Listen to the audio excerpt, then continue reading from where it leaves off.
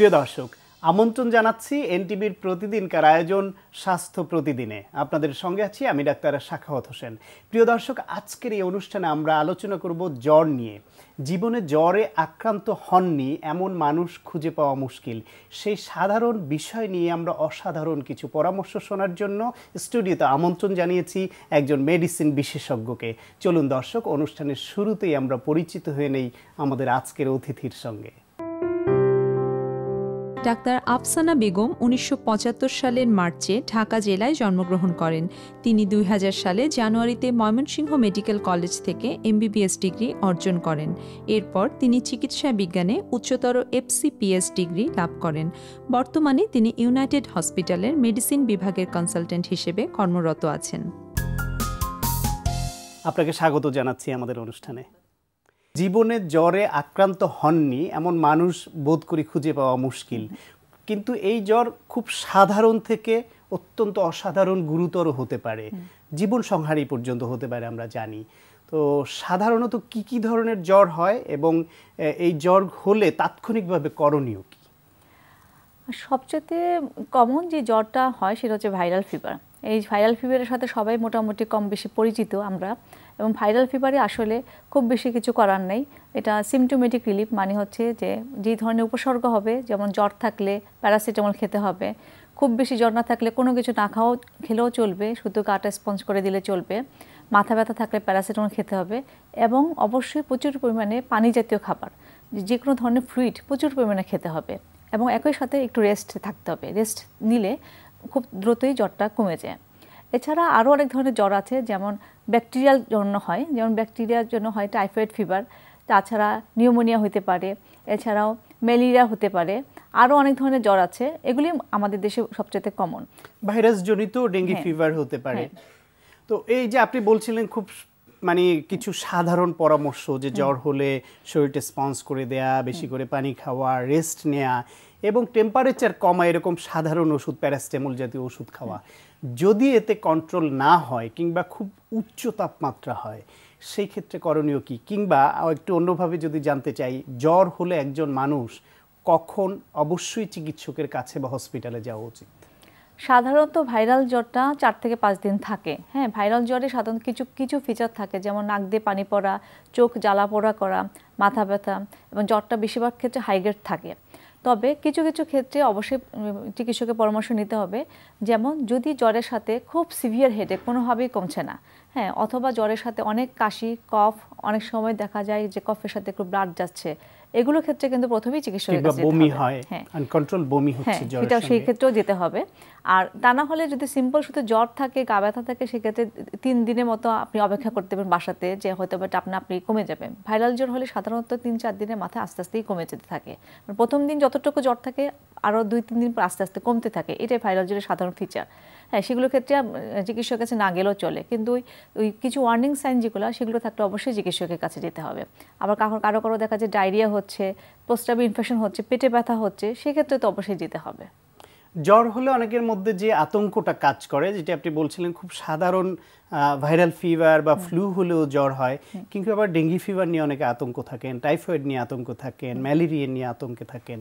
সেজন্য বোঝার উপায় কি যে তার জ্বরটা খুব সাধারণ ধরনের কোনো জ্বর নাকি ওইরকম জটিল কোনো জ্বর?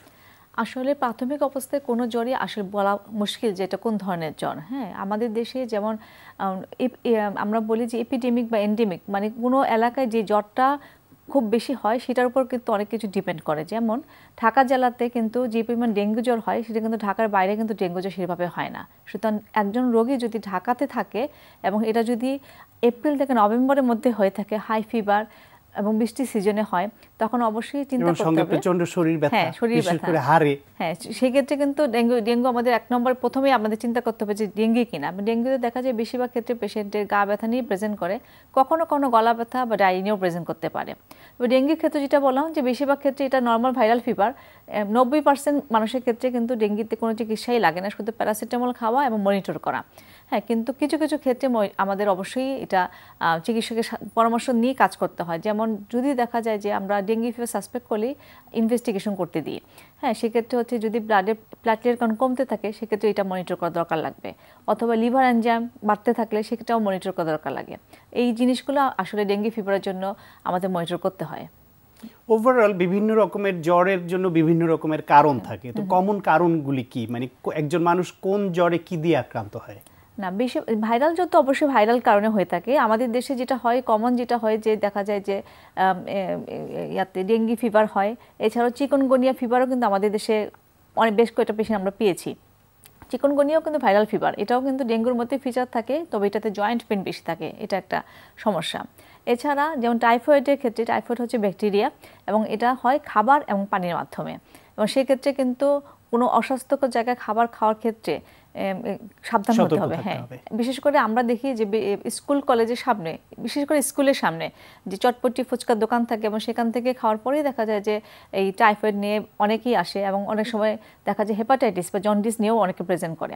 এটা খুবই কমন কারণ, যে চটপটি বা ফুচকার সাথে যে পানিটা দেওয়া হয়, হ্যাঁ, ওটা থেকে বেশিরভাগ ক্ষেত্রে এই সমস্ত টাইফয়েড অসুখ ছড়ায়, টাইফয়েড এবং জন্ডিস এগুলো ছড়ায়। এটা ছাড়াও কমিউনিটি বাতাসে এনভায়রনমেন্ট, যেমন হচ্ছে এখন যেমন ঠান্ডার সময়, এই সময়টাতে নিউমোনিয়া বেশি হচ্ছে। আবার দেখা যাচ্ছে যে ঠান্ডা সিজনের পুরোটা সময় ধরে অ্যাজমা, সিওপিডি এই সমস্ত অসুখ অনেক বেশি থাকে। হ্যাঁ, সুতরাং প্রতিটা অসুখের পিছনে কিছু কারণ থাকে। যেমন অসুখ নিজে, যেমন অ্যাজমা নিজে একটা অসুখ, তার সাথে যদি কোনো ইনফেকশন থাকে, ব্যাকটেরিয়াল ইনফেকশন বা ভাইরাল ইনফেকশন, সেক্ষেত্রে এটা আরও বেড়ে যায়। আর ম্যালেরিয়া জ্বর যেটা, সেটা তো আমরা সবাই জানি, ম্যালেরিয়া বেশিরভাগ ক্ষেত্রে ঢাকাতে ম্যালেরিয়া অত বেশি হয় না, তবু দেখা যায় যে আমরা ঢাকাতেও কিন্তু অনেক পেশেন্ট ম্যালেরিয়া পেয়ে থাকি। কারণ হচ্ছে যে ট্রাভেলিং, হ্যাঁ, চিটাগাং থেকে আসে বা ঢাকার মানুষ চিটাগাং যায়, তখন এসে যখন আসে ট্রাভেলিংয়ের কারণে দেখা যায় যে ম্যালেরিয়ার জীবাণু নিয়ে অনেকে আসে পার্বত্য অঞ্চল থেকে, বিশেষ করে এটা পার্বত্য অঞ্চলে আছে। আর আমাদের দেশে ময়মনসিংহ, তারপর গফরগাঁও, ওই এলাকাতেও কিন্তু ম্যালেরিয়ার প্রকোপ অনেক বেশি। হ্যাঁ, এটাতেও কিন্তু অনেক হাই ফিভার থাকে। কমন জ্বরের মধ্যে আমি বলবো এটা ছাড়াও কিন্তু আরও কিছু ক্রনিক ডিজিজও কিন্তু হাই ফিভার থাকে, যেমন টিবি কিন্তু একটা ক্রনিক ডিজিজ, কিন্তু এই টিবিতেও কিন্তু অনেক সময় হাই ফিভার নিয়ে প্রেজেন্ট করে। বেশিরভাগ ক্ষেত্রে অল্প জ্বর নিয়ে প্রেজেন্ট করে, কিন্তু অনেক জ্বরও থাকতে পারে। ইউটিআই হলেও জ্বর হতে পারে। হ্যাঁ, প্রস্রাব ইনফেকশন তো কমন একটা সমস্যা, বিশেষ করে মহিলাদের ক্ষেত্রে। একজন মানুষের যদি এরকম জ্বর হয়, আপনি বলছিলেন অনেক ধরনের জ্বর হতে পারে, সেক্ষেত্রে আপনারা কি করে নির্ণয় করেন যে তার কি ধরনের জ্বর হয়েছে এবং কি চিকিৎসা লাগবে? আচ্ছা, জ্বরের ক্ষেত্রে অবশ্যই হিস্ট্রিটা খুবই ইম্পর্টেন্ট। হ্যাঁ, বেশিরভাগ পেশেন্টই এসে হিস্ট্রি দেয় যে আমার এত দিনের জ্বর, এবং আমরা অবশ্যই ট্রাভেল হিস্ট্রি নেই। যদি ট্রাভেল হিস্ট্রি না থাকে, ঢাকাতেই থাকে, তাহলে সেক্ষেত্রে আমরা চিন্তা করি যে পেশেন্টের আর কি সিমটম আছে, মাথা ব্যথা আছে কিনা, সারা গায়ে ব্যথা আছে কিনা, বা কাশি কফ আছে কিনা, প্রস্রাব এবং স্টুলে কোনো সমস্যা আছে কিনা, এগুলো প্রতিটা সিমটমের সাথে কিন্তু আলাদা আলাদাভাবে জ্বরের কারণটা বের করা যায়। যেমন কাশি থাকলে এবং সাথে যদি বুকে ব্যথা থাকে, আমরা চিন্তা করি নিউমোনিয়া হতে পারে। প্রস্রাবে যদি জ্বালা পোড়া থাকে, আমরা চিন্তা করি যে এটা প্রস্রাবে ইনফেকশন হতে পারে, ইউটিআই। আবার দেখা যায় ডায়রিয়া আছে, এবং সাথে আবার দেখা যাচ্ছে যে জ্বরও থাকতেছে হাই গ্রেড, সেক্ষেত্রে আমরা টাইফয়েডও চিন্তা করি, কারণ টাইফয়েডে অনেক সময় ডায়রিয়া নিয়েই প্রেজেন্ট করে। হিস্ট্রির সঙ্গে ইনভেস্টিগেশন কিছু দরকার? ইনভেস্টিগেশন অবশ্যই লাগবে, কারণ হচ্ছে যে আসলে এখন বর্তমান দিনে আসলে ইনভেস্টিগেশনটা যে কোনো চিকিৎসার একটা পার্ট হয়ে গেছে। ইনভেস্টিগেশন প্রথম দিকে যদি আমরা দেখি যেটা ভাইরাল কারণ, বেশিরভাগ ক্ষেত্রে ইনভেস্টিগেশন দেওয়া হয় না। তবে যদি লাংসের সমস্যা থাকে, সেক্ষেত্রে আমরা অবশ্যই চেস্ট এক্সরে করতে দিই। আর যদি টাইফয়েড সাসপেক্ট করি, সেক্ষেত্রে আমরা ব্লাড কালচার, ব্লাডের কাউন্টের সাথে আমরা ব্লাড কালচার এবং লিভার এনজাইমটাও করতে দিই। যে অনেক সময় দেখা যায় লিভার এনজাইম অনেক বেড়ে যায়, এবং ব্লাড কালচারটা সাধারণত 3 থেকে 4 দিন পর্যন্ত পরে আসে রিপোর্ট। সেই কারণে কিন্তু আমরা অপেক্ষা করতে পারি না, টাইফয়েড সাসপেক্ট করলে কিন্তু ওষুধপত্র সাথে সাথে শুরু করে দিতে হয়। এই যে ওষুধ সাথে সাথে শুরু করা, এই কনসেপ্ট থেকে অনেকে জ্বর হলেই নিজে অ্যান্টিবায়োটিক শুরু করে দেয়, অথবা চিকিৎসকের কাছে গিয়ে চিকিৎসককে একটু জোর করেন যে ভালো অ্যান্টিবায়োটিক দিবেন। এই বিষয়ে আপনার মত কি? জ্বর হলেই অ্যান্টিবায়োটিক শুরু করা, এর ক্ষতিকর প্রভাব কি, আর কখন অ্যান্টিবায়োটিক আসলে শুরু করা উচিত? আসলে আমি মনে করি যে আমি বললাম যে জ্বর যদি শুধুমাত্র জ্বরের সিমটম, যেটা যেমন জ্বরের সাথে গা ব্যথা, মাথা ব্যথা, এগুলো হচ্ছে ভাইরাল জ্বরের সিমটম। এবং এখনকার দিনে কিন্তু সমস্ত রোগীরাই কিন্তু জানে যে জ্বর কোনটা ভাইরাল জ্বর। টিভি দেখে হোক, পত্রিকা পড়ে হোক, সবাই জানে যে প্রথমে আসলে অ্যান্টিবায়োটিক শুরু করা উচিত না, তারপরেও দেখা যায় শুরু করে। আমি মনে করি যে অবশ্যই জ্বর হলেই অ্যান্টিবায়োটিক শুরু করা উচিত না। প্রথমে সিমটোমেটিক ট্রিটমেন্ট, যেমন প্যারাসিটামল খাওয়া, প্রচুর পরিমাণে পানি খাওয়া এবং রেস্ট নেওয়া, এটাতে কিন্তু অধিকাংশ জ্বরই সেরে যায়, কারণ ভাইরাল জ্বরই কিন্তু সবচেয়ে বেশি হয়। হ্যাঁ, আর তারপরে হচ্ছে যে রোগীরা যে নিজেরা অ্যান্টিবায়োটিক খায়, আমি বলবো এটা সম্পূর্ণ ভুল। এই কারণে ভুল যে কারণটা না জেনে অ্যান্টিবায়োটিক খেলে, কারণ অ্যান্টিবায়োটিক আসলে একই মেডিসিন বিভিন্ন ক্ষেত্রে বিভিন্ন রকম কাজ করে। হ্যাঁ, একই মেডিসিন কিন্তু দেখা যায় যে কারো ক্ষেত্রে এটা কন্ট্রাইন্ডিকেটেড, কারো ক্ষেত্রে এটাই খাওয়া উচিত। সেই জন্য হচ্ছে কি, এটা তো এই জিনিসটাই কিন্তু আসলে চিকিৎসাবিদ্যা শেখানো হয় যে কোন অ্যান্টিবায়োটিক কাকে দিতে হবে, কাকে দিতে হবে না। আমরা ইনভিডেবলি হবে যে এই ওষুধটা ওকে কাজ করেছে, আমাকে হয়তো বা ভালো কাজ করবে। আসলে এইভাবে কিন্তু অ্যান্টিবায়োটিক দিয়ে চিকিৎসা হয় না। আমরা সাসপেক্ট করেছি কী ধরনের জীবাণু, সেই অনুযায়ী অ্যান্টিবায়োটিক দিতে হবে। এটা কাজ না করতে পারে এবং ভবিষ্যতের জন্য রেজিস্ট্যান্সি বা এই অ্যান্টিবায়োটিক প্রতিরোধী জীবাণু অ্যান্টিবায়োটিক প্রতিরোধী হয়ে যেতে পারে, কাজ করবে না। ফলে মূল কথা আপনার থেকে যেটা জানলাম বা দর্শকদের জানাতে চাই সেটি হচ্ছে চিকিৎসকের পরামর্শ ছাড়া এই জাতীয় অ্যান্টিবায়োটিক বা জাতীয় কোনো ওষুধই খাওয়া উচিত না। হ্যাঁ, অ্যান্টিবায়োটিক তো অবশ্যই খাওয়া উচিত না, অবশ্যই খাওয়া উচিত না। আমরা প্যারাসিটামল অবশ্যই আমরা খেতে পারি, প্যারাসিটামল ওটিসি ড্রাগ সাধারণ ওষুধ আমরা খেতে পারি, এবং কাফ সিরাপও কখনো কখনো খাই। এটা তো আমি বলবো যে এটা খাওয়া নিষেধ করবো না, কিন্তু অ্যান্টিবায়োটিকটা খাওয়া উচিত না। কারণ অ্যান্টিবায়োটিক কিন্তু বেশিরভাগই হচ্ছে কিন্তু অনেক হাই পাওয়ারের ওষুধ থাকে, এবং বেশিরভাগ মানুষই কিন্তু ফার্মেসি থেকে এই হাই অ্যান্টিবায়োটিকগুলো নিয়ে খেয়ে ফেলে, এবং সেটা কিন্তু দেখা যায় পরবর্তীতে কাজ করে না। আশা করছি আমাদের দর্শকরা আপনার এই পরামর্শ মেনে চলবেন। আপনাকে অনেক ধন্যবাদ। আপনাকেও ধন্যবাদ। প্রিয় দর্শক, আমরা শুনছিলাম জ্বরের মতো একটি সাধারণ বিষয়ে কিছু প্রয়োজনীয় এবং গুরুত্বপূর্ণ পরামর্শ। আশা করি আপনাদের কাজে লেগেছে। আজকে আমরা ফোম রোলারের আরেকটা ব্যায়াম করব। শিশুদের যেটা আমরা বারবার খেয়াল করি যে ওদের হাইট বাড়ানোর জন্য যে গ্ল্যান্ডের কাজগুলো হওয়াটা খুব দরকার, সেটা হচ্ছে থাইরয়েড, প্যারাথাইরয়েড এবং পিটুইটারি গ্ল্যান্ড। তো ওখানেগুলোতে কিভাবে ব্লাড সার্কুলেশনটা যেতে পারে এবং ওদের ওই জায়গার কর্মক্ষমতাটা বৃদ্ধি পায়, যেখান থেকে সিগন্যালটা গেলে পরে ওদের হাইটটা ইনক্রিজড হবে। আমরা এই মুভমেন্টে সেই কাজগুলোই আসলে ত্বরান্বিত করার চেষ্টা করব। পাশাপাশি যেটা হবে যে এটাতে ক্যালোরি বার্নও হবে, এবং তার পায়ের যে মুভমেন্টটা হচ্ছে তার কারণে তার পায়ের ফ্লেক্সিবিলিটি এবং স্ট্রেংথ, পাশাপাশি টোটাল বডির একটা কম্বিনেশন, একটা মুভ হবে। সো এখানে আমরা ইউজ করছি ফোম রোলার, এবং আমাকে হেল্প করবে লিও। ওকে লিও, স্টার্ট। ফাইন, রোলারটা নিয়ে নিল। ওকে, গুড। প্রথমে হচ্ছে যে yes, and up and straight. Okay, and start. Go. Fine. Straight leg. Good. যখন yes, blood circulationটা নিচের দিকে আসছে, মাথার দিকে আসছে, এবং গ্ল্যান্ডের কাজগুলো হচ্ছে, এবং পায়ের মুভমেন্টের কারণে যেটা হচ্ছে যে পায়ের কাজটাও খুব ভালোভাবে হচ্ছে। ওকে, চেঞ্জ। এখন তুমি যেটা করো, বাতাসে সাইকেল চালাও। হ্যাঁ, সাইকেল চালানোর যে কাজগুলো হয়, yes, slow slow. Now can you do it fast? Fast, fast, fast, fast, fast. Yes, good, fine. Okay, and up and aste kore. Yes, shesh koro. Good. Okay. Nice, nice. তো তুমি কি cycle চালাতে পারো? Cycle চালাতে পারো। সাইকেলে যে কাজগুলো হয়, যে পায়ের খুব মুভমেন্ট হয়, এবং তখনও দেখবেন যে হ্যাঁ বাচ্চাদের এটা লম্বা হতে হেল্প করে। এখানে আমরা যেটা করলাম যে বাতাসেই সাইকেল চালালাম, এবং পাশাপাশি যেটা হলো পা উপরে থাকার কারণে, মাথাটা নিচে থাকার কারণে ব্লাড সার্কুলেশনটা আমাদের গ্ল্যান্ডগুলোতে লম্বা হওয়ার জন্য যে গ্ল্যান্ডগুলো জরুরি যেটা বললাম, সেগুলোতে খুব প্রপারলি ব্লাড সার্কুলেশনটা গেল, এবং তার স্টেইং টাইমটা হলো যে 1-2 সেকেন্ড থাকলো তা না, কিছু মুভ করার জন্য সাফিসিয়েন্ট টাইম পাওয়া গেল, যে প্রপারলি ব্লাডটা আসলো, এবং তখন দেখা যাবে যে তার ক্যালোরি বার্নের পাশাপাশি তার লম্বা হতেও এটা হেল্প করবে, এবং পাশাপাশি তার শরীরের মোবিলিটি, ফ্লেক্সিবিলিটি এগুলোও বাড়বে। তো এই ফোম রোলারটা যখন ইউজ করলে, তখন কি তোমার মনে হলো যে এটা তোমাকে সাপোর্ট করেছে? যদি শুধু বাতাসে করতে, তার চেয়ে তেমন কিছু বুঝতে পারা গেল না। সো এটাই আমাদের খেয়াল করতে হবে যে বাচ্চারা কিন্তু সব কিছু বোঝে না, ওদের উপর বোঝার ব্যাপারটা ওদের উপর পুরোটা না ছেড়ে দিয়ে আমাদের অভিভাবকদের, গার্জিয়ানদের কিন্তু খেয়াল করতে হবে যে প্রপার গাইডেন্স, এক্সপার্ট একজনের কাছ থেকে বুদ্ধি পরামর্শ নিয়ে তবে বাচ্চাদেরকে আমরা অ্যাক্টিভ করব। ওদের বুঝ মতো সব কিছু হতে গেলে আপনাকে নিজেকেও আগে জানতে হবে যে আসলে সঠিক পদ্ধতি বা সঠিক উপায়টা কী। প্রিয় দর্শক, যারা লিভারের রোগে আক্রান্ত, তাদের খাবার দাবারে কী ধরনের পরিবর্তন আনা উচিত, চলুন সে বিষয়ে শুনি একজন পুষ্টিবিদের পরামর্শ। লিভার মানবদেহের সর্ববৃহৎ গ্রন্থি। দেহ প্রক্রিয়ায় যতগুলি কাজ হয় তার সব কিছুর সাথেই লিভার জড়িত। তাই সুস্থ থাকার জন্য আমাদের লিভারের যত্নের প্রয়োজন। গুড নিউট্রিশন আমাদের লিভারকে সঠিকভাবে কাজ করতে সহায়তা করে। লিভারের কোনো রোগ থাকলে বা কোনো সমস্যা থাকলে আমাদের দেহে শক্তি যোগানোর জন্য সঠিক পরিমাণে পুষ্টিকর খাদ্য গ্রহণ এবং ওজন নিয়ন্ত্রণ করা জরুরি। লিভারের বিভিন্ন ধরনের রোগের মধ্যে hepatitis, liver cirrhosis, fatty liver ইত্যাদি উল্লেখযোগ্য। লিভারের রোগগুলির মধ্যে যে সকল কারণ দায়ী করা হয় তার মধ্যে উল্লেখযোগ্য হচ্ছে দেরিতে ঘুমাতে যাওয়া, ঘুম থেকে দেরিতে ওঠা, সকালবেলা ইউরিন পাস না করা, ব্রেকফাস্ট না করা, অতিরিক্ত ভাজা পোড়া চর্বি জাতীয় খাবার গ্রহণ, অ্যালকোহল জাতীয় খাবার গ্রহণ ইত্যাদি উল্লেখযোগ্য। তাই খাদ্য নির্বাচনের ক্ষেত্রে আমাদেরকে বিশেষভাবে সতর্কতা অবলম্বন করতে হবে যাতে এমন কোনো খাবার আমরা নির্বাচন না করি যা লিভারের উপরে অতিরিক্ত চাপ পড়ে। তাই খাদ্য নির্বাচনের সময় সহজপাচ্য অর্থাৎ সহজে হজম হয় এই ধরনের খাবার আমাদের নির্বাচন করা উচিত। তার মধ্যে সবজির ক্ষেত্রে যেমন আমরা পেঁপে, লাউ, ঝিঙ্গা এ ধরনের খাবার নির্বাচন করতে পারি।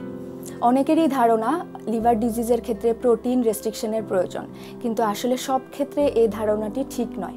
প্রোটিন দেহের গঠন, ক্ষয়পূরণ এবং বৃদ্ধি সাধন করে, কিন্তু লিভার ডিজিজের ক্ষেত্রে লিভার তার কার্যক্ষমতা হারিয়ে ফেলার কারণে লিভারে ওয়েস্ট প্রোডাক্ট তৈরি হয় এবং তা ব্রেইনে এফেক্ট করে, ফলে হেপাটিক এনসেফালোপ্যাথি দেখা দেয়। লিভার ডিজিজে লিভারকে স্টেবল রাখার জন্য কিছু নিয়ম আমাদের মেনে চলা উচিত। যেমন দৈনন্দিন খাদ্য চাহিদার 60 থেকে 70% আমরা কার্বোহাইড্রেট জাতীয় খাবার থেকে নিতে পারি। এর মধ্যে হোল গ্রেইন জাতীয় খাবার যেমন রাইস, পাস্তা ইত্যাদি নিতে পারি। 20 থেকে 30% আমরা প্রোটিন জাতীয় খাবার থেকে নিতে পারি। এর মধ্যে vegetable protein, animal Lin protein হতে পারে। 10 থেকে 20% আমরা ফ্যাট জাতীয় খাবার যেমন পলি আনস্যাচুরেটেড ফ্যাট হিসেবে আমরা বাদাম, মাছের তেল ইত্যাদি নিতে পারি। সারাদিন 8 থেকে 12 গ্লাস পানি আমাদের নেওয়া উচিত। তাছাড়া সারাদিনের খাবারে সোডিয়ামের চাহিদা কখনোই 1 থেকে 1.5 গ্রামের বেশি হবে না। ক্যালসিয়াম এবং ভিটামিন ডি সাপ্লিমেন্ট আমাদের নেওয়া উচিত, কারণ এ সময় অনেক ক্ষেত্রে নার্ভাস সিস্টেমে অসুবিধা দেখা দেয়। তাছাড়া লো ব্লাড কাউন্ট হতে পারে। ভিটামিন সি জাতীয় খাবার হিসেবে আমরা আমলকি নিতে পারি, কারণ এই ভিটামিন সি আমাদের ভেজিটেবলের আয়রন অ্যাবজর্পশনে সহায়তা করে। অ্যান্টিঅক্সিডেন্ট জাতীয় খাবার আমরা নিতে হবে। তাছাড়া অ্যালকোহল জাতীয় খাবার অবশ্যই বর্জন করতে হবে। এক্সেসিভ ক্যাফেইন ইনটেক অর্থাৎ চা, কফি সারাদিনে কখনোই 2 বারের বেশি হবে না। তাছাড়া অতিরিক্ত পরিমাণে ভিটামিন এ, আয়রন এবং ভিটামিন B3 গ্রহণ করা যাবে না। তাই আমাদের দৈনন্দিন খাদ্য তালিকায় অবশ্যই লিভারের উপরে যাতে অতিরিক্ত চাপ না পড়ে সেদিকে খেয়াল রেখে আমাদের খাবার নির্বাচন করতে হবে এবং শরীরকে সুস্থ রাখার জন্য সঠিক খাদ্য নির্বাচনের মাধ্যমে উচিত লিভারকে সুস্থ রাখা। প্রিয় দর্শক, এখন আপনাদের জন্য রয়েছে স্বাস্থ্য প্রতিদিন আজকের হেলথ টিপস। তীব্র গরম জাতীয় জিনিস খাওয়ার সাথে সাথে ফ্রিজের ঠান্ডা পানি খাবেন না, এতে আপনার দাঁতের ক্ষতি হতে পারে। স্বাস্থ্য প্রতিদিন আপনাদের মতামতের ভিত্তিতেই আমরা সাজাতে চাই, তাই কোনো মতামত বা পরামর্শ থাকলে লিখুন এই ঠিকানায়। প্রযোজক স্বাস্থ্য প্রতিদিন, এনটিভি, বিএসসি ভবন, 7 তলা, 102 কাজী নজরুল ইসলাম এভিনিউ, কারণ বাজার, ঢাকা 1215।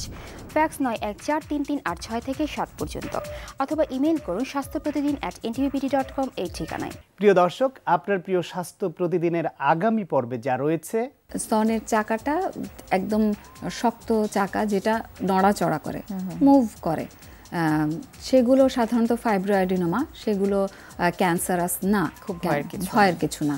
আবার কিছু আছে চাকা চাকা ভাব, যেমন ফাইব্রোসিস্টিক ডিজিজে হয়, একটা ইরেগুলার একটা চাকা থাকে যেটা আসলে কিছু শক্ত জায়গা, ওটা পিওর লাম্প না, যেটা শক্ত চাকা ওরকম না। তো ওটারও শুধু যেটা হয় সিমটম যে সে ব্যথা থাকে স্তনে।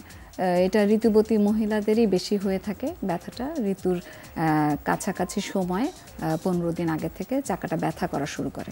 সুতরাং সেসবও ক্যান্সারাস না, কিন্তু ব্যথা মুক্ত চাকা এবং শক্ত চাকা যেটা মুভ করছে না, সেসব নিয়ে আমরা একটু চিন্তিত হয়ে পড়ি। আচ্ছা, তো সেসব ক্ষেত্রে প্রথমেই প্রাথমিক এক্সামিনেশনেই আসলে বলে দেওয়া যাবে না যে এটা ক্যান্সার, এটা ক্যান্সার না। কিছু পরীক্ষা নিরীক্ষার পরেই আমরা সেটা বলতে পারি।